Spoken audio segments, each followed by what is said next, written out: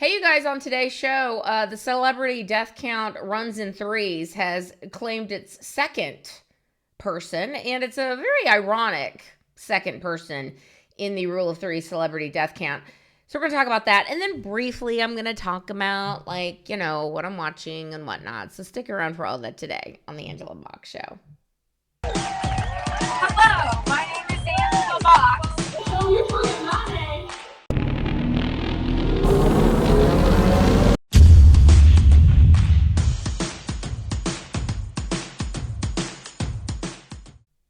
Okay, before I get into the meat of the video, and it's so funny because I told Trish that all these videos this week, I promise, they're going to be 10 minutes or less. Well, we'll see. We'll see how that goes. But before I get started on the topic, I wanted to wish my husband of 1 year a very happy anniversary. Happy anniversary, Fred.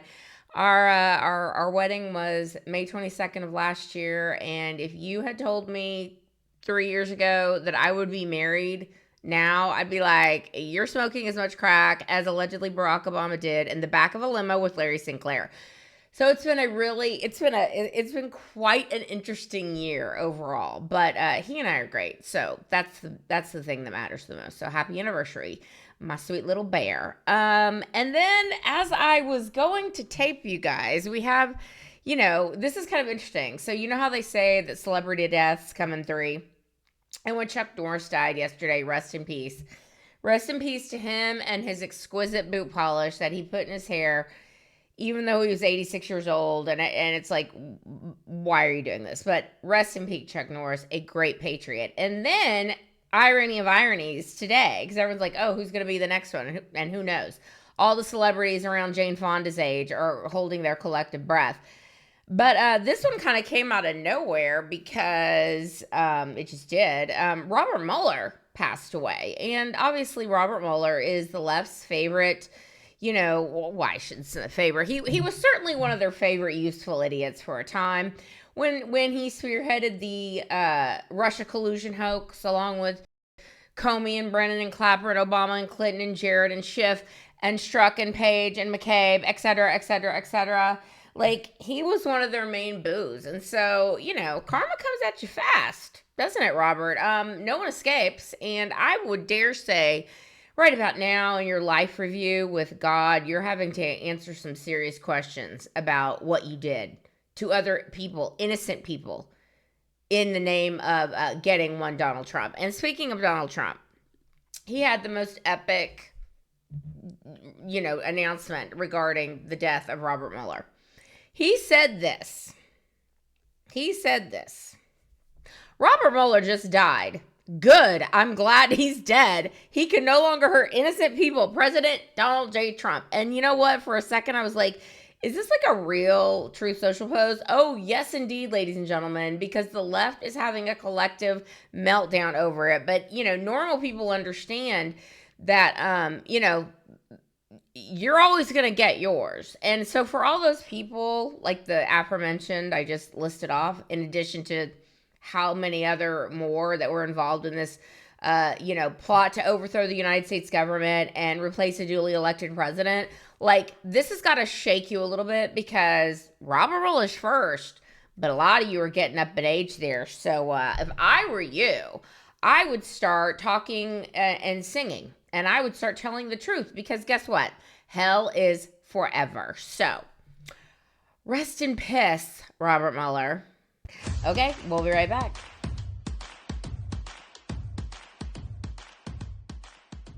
Hi, you guys. I would like to tell you all about my friend and photographer and author of How to Keep God First in a Social Media World, which you can find on Amazon, and all-around great human, Alan Bates. And Alan is your healthcare solution guy. Go to yourhealthbenefitsolution.com. If you're freaking out about your premiums, which why wouldn't you? Because Obamacare is collapsing and it was always meant to collapse. But he can help you find the best prices for your family. And open enrollment is going on right now.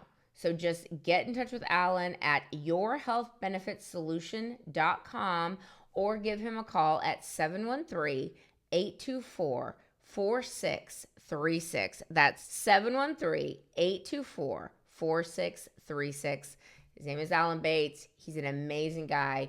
Give him a call and let him help you out with the nightmare of open enrollment. And tell him I sent you. Do it today. I like to tell y'all what we're watching because I know you're waiting with bated breath. You're like, oh my God, what is Angela watching this week? Well, let me tell you. So, still watching The Americans. Like, Americans, and I mentioned this, my husband he's like a lackluster fan, although when he starts watching it, he's like, oh, this is really good, and we keep watching. But then he forgets, and I have to kind of remind him how good it is, and it's a whole thing. So, we're still on season 6. I will keep you posted on when we finish this show.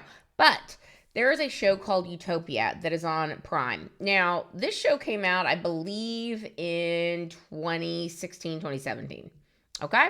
And I remember, and I've seen it before, but I'm rewatching it with Fred. But of course, it's one of those shows, you know, we're inundated with so much crap. Like, you can see a show, and then the next week you'd be like, I don't even remember anything about that show, or the characters, or anything. I will say this. Remember how I was telling you about the Deuce, how we finished, or we were getting ready to finish it? I have to say, the girl who plays Lori Madison is a girl named Emily Meade. And for my money, she was the best thing about that show. Like, James Franco's over there chewing the scenery with his 2 characters he plays. Maggie Gyllenhaal is just like, you know, she's very New York. And she's a pornographer. And she slouches, as I mentioned. But this girl, Emily Meade, who plays this young porn star named Lori Madison, is really, really good. And the end of her story was quite devastating. And I've thought about it all week. So if you've seen The Deuce and you know what I'm talking about, like, don't spoil it for people, but be like, yeah, The Deuce. It redeemed itself, I would say. Anyway, back to Utopia.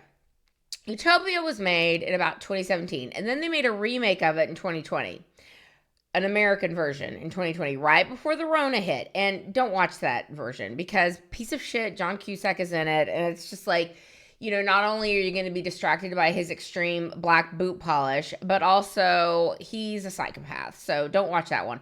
Watch the British one. Now, I will, as I said, I saw this show when it came out, like in 2017. It's excellent. But I didn't remember anything about it. So I'm watching it with Fred. And let me just say this. It's basically a blueprint for what they did to us with COVID. Okay? Like, that's all I'm going to say. And you're going to watch it post-COVID like I am now going, holy shit. Holy shit. This is literally what they did. And now that we know through the Epstein files that Bill Gates is sitting there going, you know, this pandemic we're getting ready to do is going to be amazing. Like, it's going to be so great. I'm paraphrasing, obviously, but he was basically saying, how can we get a pandemic started? Like, at around that time. So, y'all, they tell you what they're doing without coming right out and saying it. But during 2020, when the American version was out, they had to basically like, we better pull this show or we better wrap this show up because people are going to start going, hang on a second. This is exactly what you're doing with COVID. But anyway, it's a good show. Now, I have one more thing to tell you. It's not a surprise. As you all know, I'm not a Taylor Sheridan fan. I think he's a douche canoe, frankly. I know it's like a totally unpopular opinion, and oh well. As I want to say, I'm not for everybody. But Taylor Sheridan shows, like, to me, are very hackneyed and very like it's like a Lifetime Hallmark adjacent type of programming to me. You know what I'm saying? Like, it's not, it wants to be gritty, and it's like got Billy Bob Thornton and Landman, which, y'all, you know what I feel about Landman. It is, we tried to watch it 3 times. It's effing terrible, okay? It's effing terrible. The soundtrack alone, the music supervisor should be fired, should be sent to music supervisor hell because of what he put us through with this twangy, just twangy, stupid country. Like, every 5 seconds, but obviously Taylor Sheridan's in there in the editing bay going, more of this. Anyway, that's one of the many reasons I don't like Taylor Sheridan shows. As I mentioned, the only one I've liked is the Mayor of Kingstown. And Trish tells me, my girl who's my editor, and she sends me all kinds of great clips all day long, and she's the one who cobbles together these videos for you. because as many of you know, I'm only good at like 5 things, and doing that is not one of them. But she says to me, she's like, "Oh, Madison is so good. It's so good." I'm like, and then she goes, this is what she said. She basically she was like, "Oh, it's a Taylor Sheridan show, but da da da da." And I go, "You probably should have let that last bit out, because now I can't be bothered. Okay, I honestly can't." Also, the Paramount app on our TVs, because we bought these cheap Chinese TVs. They're called TCL. And they were like half the price of a Samsung. But here's what's going on. Every 2 weeks, we have to completely unplug it because everything freezes and you can't do anything. And then now, the Paramount app on our smart TV keeps saying, "Oh, you gotta, what's the word I'm looking for? Install the update," basically. So we try and install the update, and every single time it's like, "Sorry, can't." So basically, we're on my sister's Paramount, and we can't watch any Taylor Sheridan shows anyway, so oh well. All right, it's a little life update for you. Nothing that exciting. Oh, wait. I need to tell you about my cancer update, you guys. I'm going to do a little humble bragging here, okay?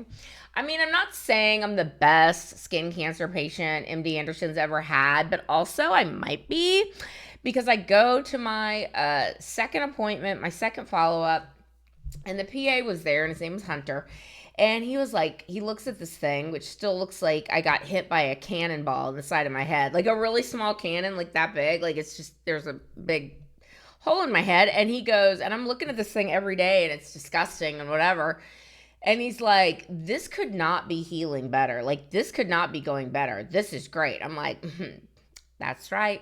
Straight A student. So, yay me. And, hopefully within 6 weeks, he said I should be able to put makeup on it. So that'll be nice. And hopefully soon it will just be a distant memory. So I'm very happy to report that everything is going well. Thank you for those of you who reached out and, wished me well and said you were praying for me. I do appreciate that. And to the commenter that was like, "She'd be pretty cute if she didn't have like cancer all over her," some substance. Yeah, I have cancer. I had cancer, I should say. So suck it. All right, that's where I'm going to leave today's video. Please let me know what you think down below. Like, subscribe, comment, do all the things. Remember to keep kicking ass and taking names, and to always let thy will be done. Peace.